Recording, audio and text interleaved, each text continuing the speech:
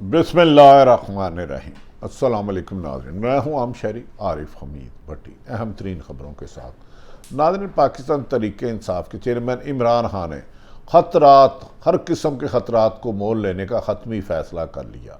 दिसंबर से असम्बली के बाहर और हुकूमत के ख़िलाफ़ फाइनल राउंड खेलने के लिए तैयारी। इमरान खान का कहना है, एक तरफ मेरी हुकूमत को साजिश के तहत ख़त्म करने वालों ने मौजूदा 13 जमाता PDM को अब तक NRO देने का सिलसिला जारी रखा है, जबकि यह भी कहा जा रहा है कि NRO 2 की मुकम्मल तकमील आर्मी में एस्टेब्लिशमेंट में तब्दीली के बावजूद भी जारी है। और कहा जा रहा है कि नवाज शरीफ की वापसी जल्द होने की इम्कान है और उनके लिए जिस तरह सलमान शहबाज से रिलीफ लिया गया था इस्लामाबाद हाई कोर्ट से, उनके लिए जारी है। क्या यह हकीकत है या एक नफसियाती जंग है? बज़ाहिर ऐसा लग रहा है पाकिस्तान में आइन कानून नायाब हो चुका है। अदल पर अदावत, इंसाफ पर इंतकाम का सिलसिला तेजी से बढ़ता जा रहा है। आदम सवाती हो या अरशद शरीफ शहीद की शहादत, किसी एक जमा भी इंसाफ होता हुआ नजर नहीं आ रहा। इसलिए इमरान खान ने कहा है कि मैं इस घुटन के माहौल में इस हुकूमत की ब्लैकमेलिंग में और इनके सहूलतकारों के खिलाफ मैदान में निकलने लगा हूं। जनवरी में इमरान खान को डॉक्टरों ने चलने का इजाज़त दे दी और इमरान खान ने फाइनल राउंड खेलने के लिए सदर पाकिस्तान को पैगाम भेजा है कि अगर हुकूमत इलेक्शन की तारीख देने के लिए तैयार है तो मुज़ाकरात हैं, वरना वो पुरअमन सियासी जदोजहद जारी रखेंगे और पिछले 70 सालों से जो NRO का खेल खेल रहे हैं, इस सिलसिले को अब ख़त्म होना होगा। क्योंकि इस माशी सूरत हाल में या तो करप्ट माफिया चल सकता है या पाकिस्तान, दोनों का इकट्ठे नहीं चलना। दूसरी तरफ नाज़रीन, अफगानिस्तान बॉर्डर पर फायरिंग के वाक़यात, सिक्योरिटी सूरत हाल क्यों बिगड़ने लगी? कहाँ ऐसी गलती हुई कि 80,000 जानों की कुर्बानी के बाद पाकिस्तान में इमरान खान की हुकूमत ने अमन लाया और इसमें पाक फौज के हज़ारों शहादतें जवानों की और गाजियों की दास्तान है।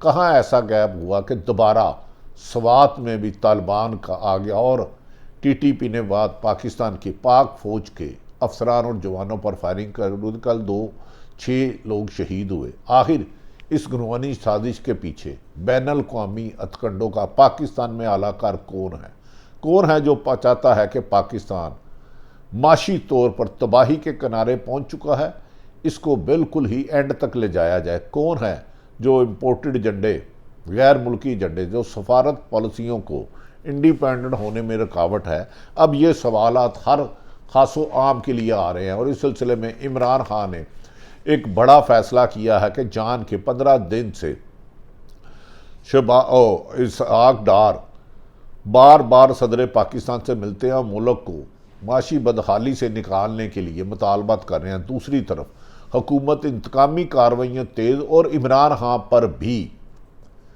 मजीद नाअहली के लिए साजिशें करती हुई नज़र आ रही है।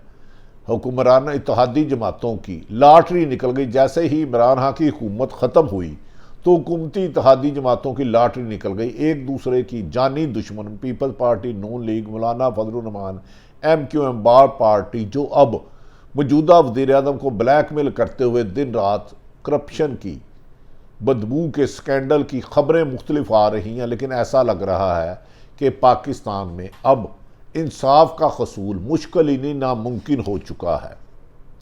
दूसरी तरफ एक अरशद शरीफ शहीद हुए, उस पर पूरी साफ़ी कम्युनिटी और शहीद की वालदा ने चीफ जस्टिस ऑफ पाकिस्तान से जुडिशल कमीशन बनाने का मुतालबा किया, लेकिन सो मोटो के तहत JIT बना दी गई। अभी तक उसकी वालदा के बयान को 161 के बयान को FIR का हिस्सा नहीं बनाया गया, जिस पर कभी लगता है कि हो सकता है कि इसके अरशद शरीफ शहीद की वालदा को इंसाफ ना मिल सके। ताहम उम्मीद ही रखी जा सकती है, अभी तक JIT की कोई पेशरफ्त नहीं हुई। नाज़रीन, इमरान खान ने कल प्रेस कॉन्फ्रेंस में और उससे पहले अपने करीबी हलकों से एक तवील मशावरत की। उन्होंने कहा हुकूमत साजिशों से बाज नहीं आ रही। उन्होंने बाशगाफ लफ्ज़ों में वाज़िया कर दिया कि अब मेरे पास कोई ऐसा शख्स ना आए जो ये कहे कि असम्बलियाँ चलानी हैं।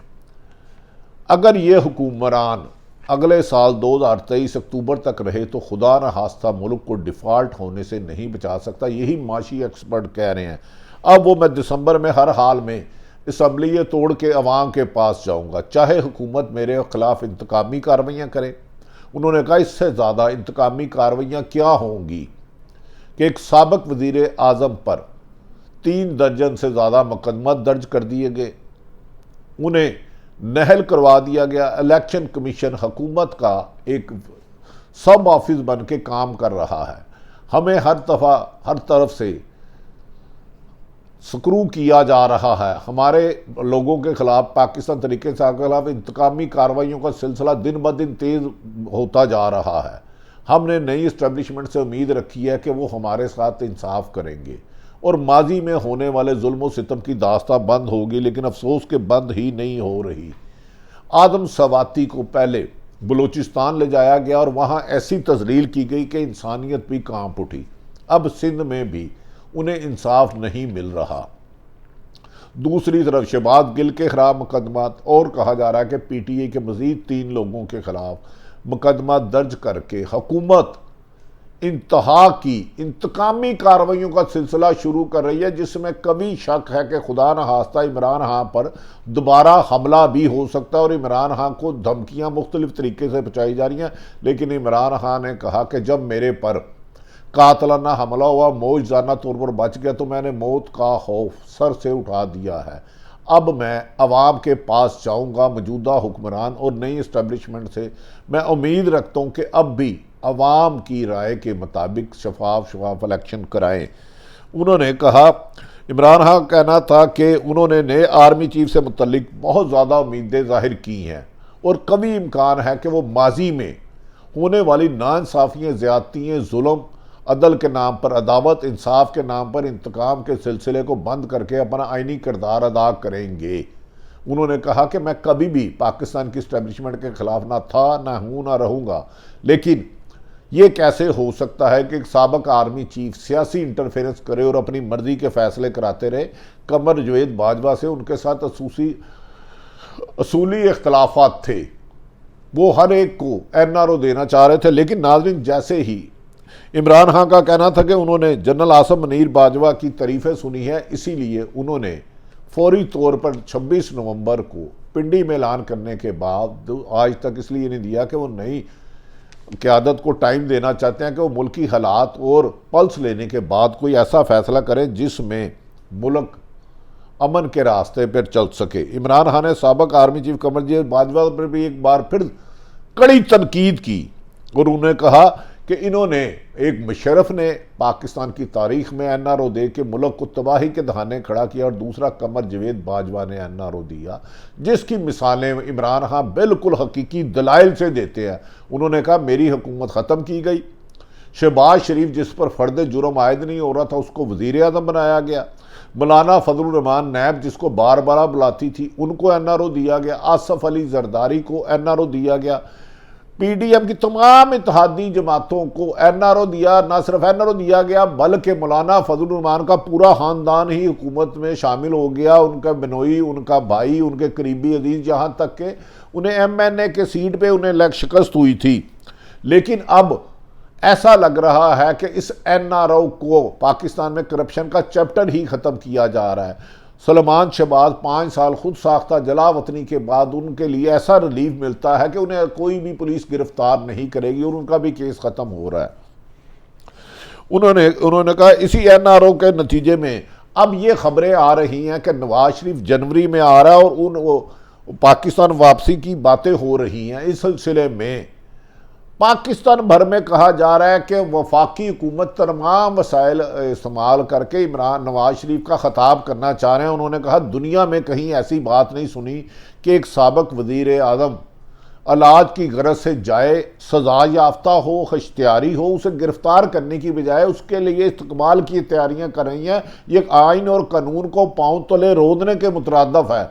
उन्होंने कहा इससे अदालतों के वकार कर भी सवाल उठ रहा है कि जो शख्स अदालत में एक 200 रुपये का कुछ रुपए का एफिडेविट देकर नवाज शरीफ इलाज के लिए गर्ज से गया, बज़ाहिर उसको पाकिस्तान आता है तो गिरफ्तार होना चाहिए। कहा जा रहा है कि मुस्लिम लीग नून उसी NRO जो कमर जवेद बाजवा ने उन्हें दिया था उनके तहत इस्लामाबाद हाई कोर्ट में करने लगे हैं। जैसे सलमान शहबाज को रिलीफ मिला था कि उन्हें वापसी पे गिरफ्तार ना किया जाए और उनके इस्तकबाल के लिए तमाम वफाकी वसाइल इस्तेमाल किए जा रहे हैं जो आइन के मावराए आइन हैं। क्या कभी जेलों में मुजरमों को जिन्हें सजा हुई हो उनको जेलों में रखा जाता है, उन्हें कैद किया जाता है, लेकिन ये वाहिद पाकिस्तान मुल्क है जहां ताकतवर के लिए कानून और कमज़ोर के लिए कानून।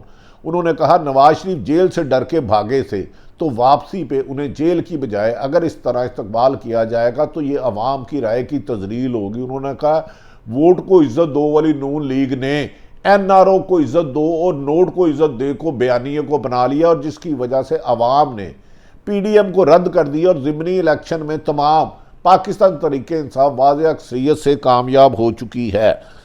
नाज़रीन, दूसरी तरफ यह भी कहा जा रहा है कि हुकूमत की तमाम तवज्जो एक तरफ इसहाक डार को आसफ अली जरदारी के साथ मिल के मुज़ाकरात की दावत दी जा रही है, दूसरी तरफ इमरान खान और उनकी जमात के खिलाफ इंतकामी कार्रवाइयों का सिलसिला तेज़ कर दिया गया। आदम सवाती को ताहाल उसकी जमानत नहीं हो सकी। अब दूसरी तरफ कहा जा रहा है तोशा खाना में इमरान खान के खिलाफ रेफरेंस की कार्रवाइयाँ तेज़ कर दी गई हैं और इसमें इमरान खान को पार्टी क़यादत से ख़त्म करने के लिए दबाव डाला जा रहा है। दूसरी तरफ पाकिस्तान तरीके इंसाफ ने मुल्क भर में माशी बहाली, महंगाई के खिलाफ और नए इलेक्शन के लिए रैलियां निकालनी शुरू कर दी हैं जिसमें अवाम का जम्मे गफीर इकट्ठा हो रहा है। एक हलके की NA की रैली में लातदाद लोगों की शमूलियत इमरान खान की राय में रेफरेंडम करार दिया जा रहा है। इमरान खान जनवरी में इस हुकूमत को लिए मुश्किलात पैदा करने के लिए दोबारा अवामी राब्ता मुहिम करेंगे और इस हुकूमत को आइनी तरीके से इक़्तिदार से बाहर करने के लिए करेंगे।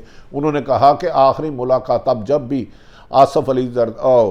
आरफ अलवी सदर पाकिस्तान और इसहाक डार को होगी उन्हें बता दिया जाएगा। अब अगला मुज़ाकरत का राउंड उस वक्त होगा जब इलेक्शन को अनाउंस किया जाएगा, वरना पुरअमन एहतजाज का हक मेरा हक है। उन्होंने कहा मेरे दौर में मेरे खिलाफ 3 लॉन्ग मार्च हुए लेकिन हमने एक बैरियर पत्थर भी किसी को हाथ नहीं लगाया और मेरे लॉन्ग मार्च में जुल्म और सितम की दास्तां बनाई गई जिसे तारीख नहीं भूलेगी। 25 मई का वाक़या पाकिस्तान की तारीख में एक स्याह तरीन दिन दिखा जाएगा। नाज़रीन, इमरान खान फाइनल राउंड के लिए हुकूमत के लिए वबाले जान बनने वाले हैं और इसका फैसला उन्होंने अपनी मुशावरती PTI की लीडरशिप को वाज़ेह कर दिया कि अब मुज़ाकरात बस और नया इलेक्शन की तरफ चले। पाकिस्तान जिंदाबाद।